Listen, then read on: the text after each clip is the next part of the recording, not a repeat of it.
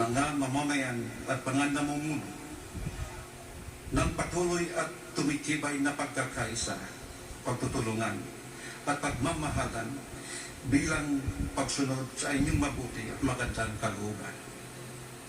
Kasihan niyo po ang aming Pangulo at ang pangkat ng kanyang mga tagapangasiwa, ang aming mga mambabatas, ang aming mga hukom, at ang mga tagapagpairal ng katarungan, ng dalisay at ibayong kaliwanagan, karunungan, katuwiran, at katapatan sa kanilang banal na tungkulin.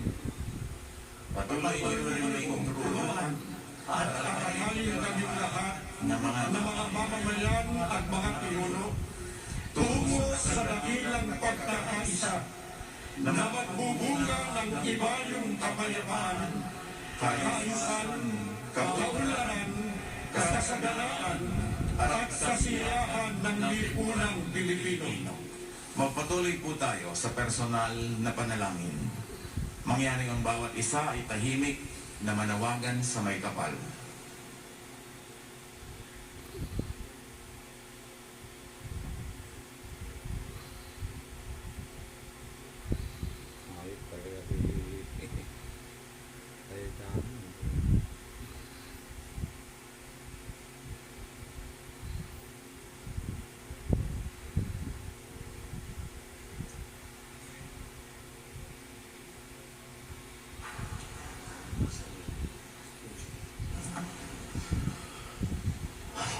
Ladies and gentlemen, honorable members of the Congress of the Philippines, His Excellency Ferdinand Romualdez Marcos Jr., President of the Republic of the Philippines.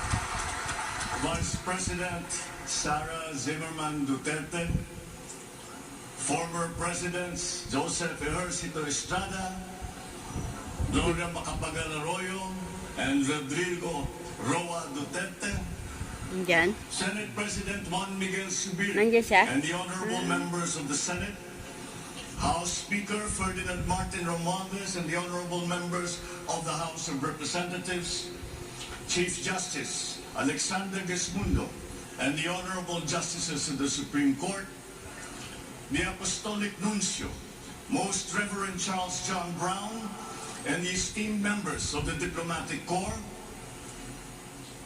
the honorable members of the Cabinet, our First Lady, Luis Araneta Marcos, and our children,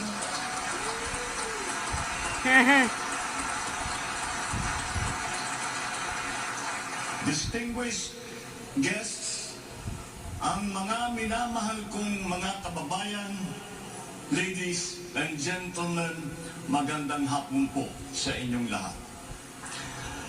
I come before you today to address you as it is my duty as President of the Republic. We live in difficult times, brought about by some forces of our own making, but certainly also by forces that are beyond our control. But we have, and we will continue to find solutions, and these are some of them. In terms of the economy, we will implement a sound fiscal management.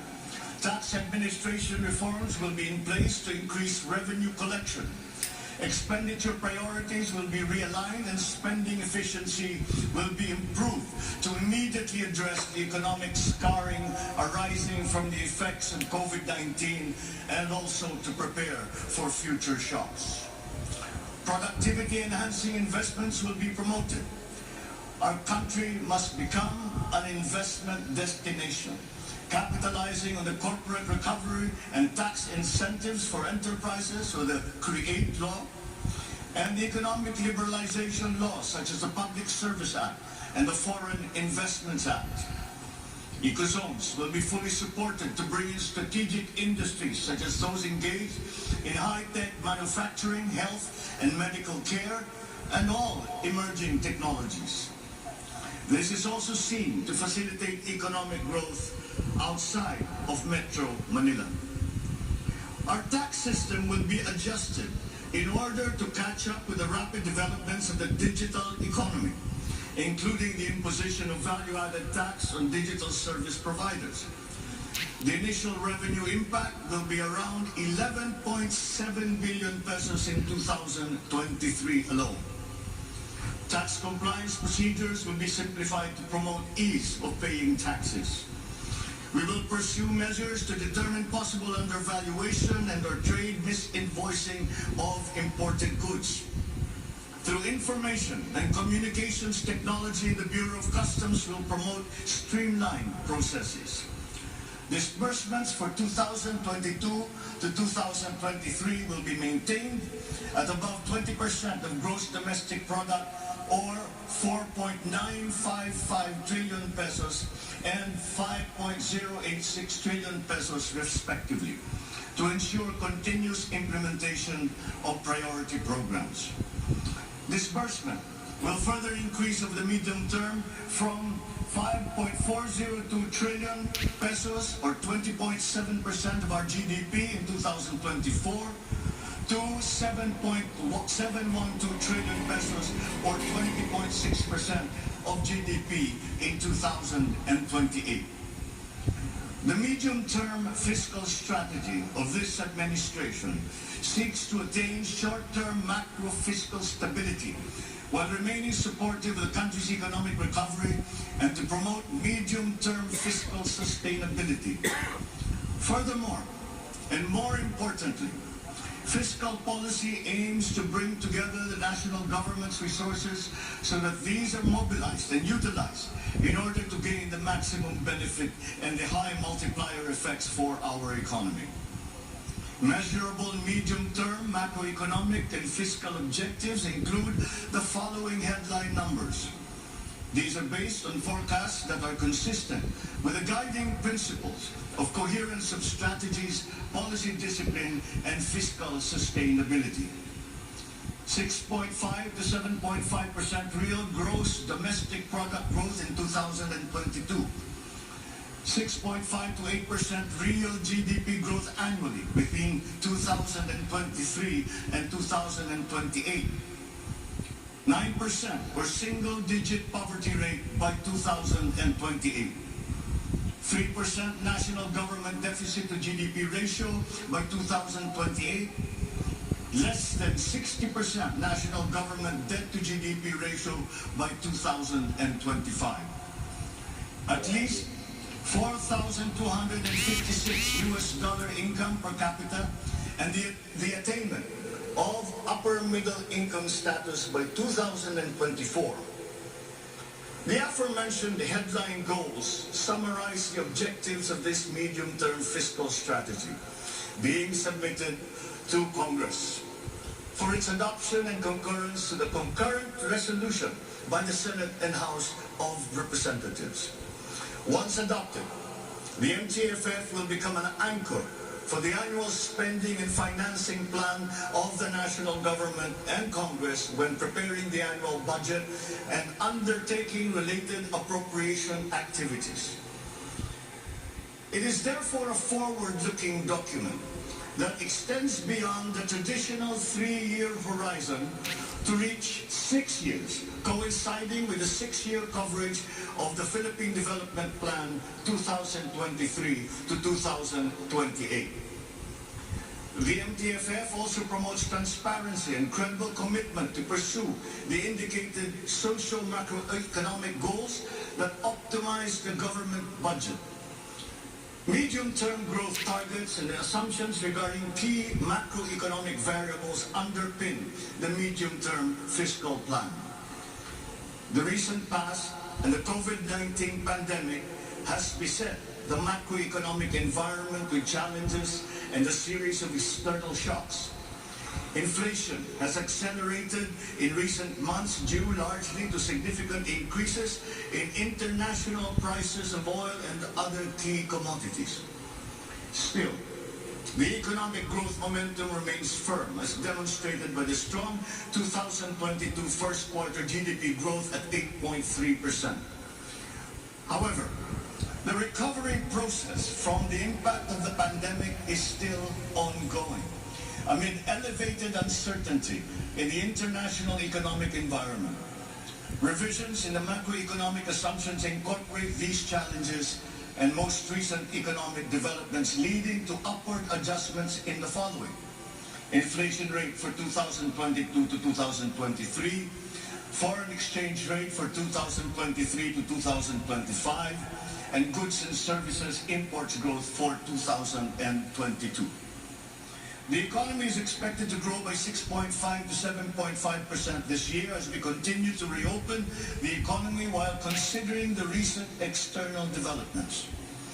In the first quarter alone, GDP saw an increase in household consumption and private investments, along with a robust manufacturing industry, high vaccination rate, improved healthcare capacity, and an upward trend in tourism and employment.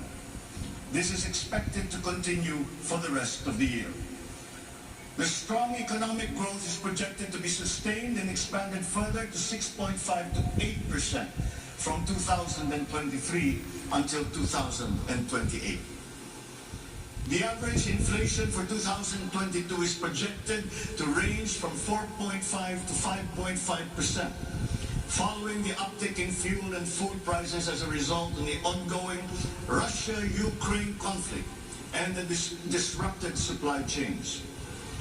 It is slightly adjusted to 2.5 to 4.5% in 2023 and is seen to return to the target range of 2.0 to 4.0% by 2024 until 2028.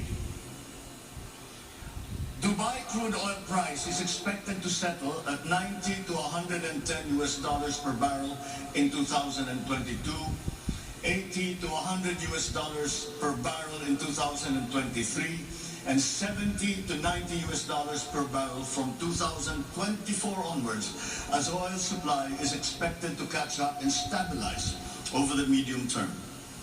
The Philippine peso is projected to average between 51 to 53 pesos per US dollar in 2022 and 51 to 55 pesos per US dollar from 2023 onwards due to aggressive monetary policy tightening by the US Federal Reserve, market aversion amid the Russian-Ukraine conflict, and again, increased global oil prices. Lastly, exports of goods are expected to grow by 7% in 2022 and 6% from 2023 to 2028. On the other hand, imports of goods are projected to grow by 8%